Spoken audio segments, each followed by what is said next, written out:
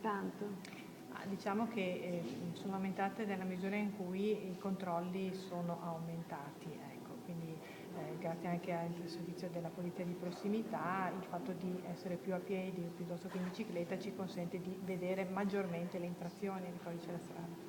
Ecco, trevigiani comunque diciamo un po' indisciplinati, soprattutto per quanto riguarda l'acceleratore e la sosta delle auto.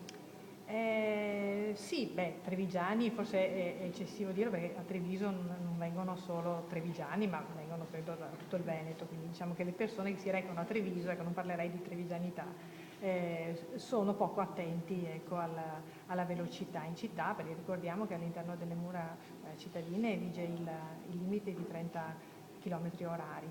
E anche sulle soste magari ci vorrebbe un po' più di attenzione, anche perché penso che costi meno parcheggiare correttamente piuttosto che ricevere una sanzione.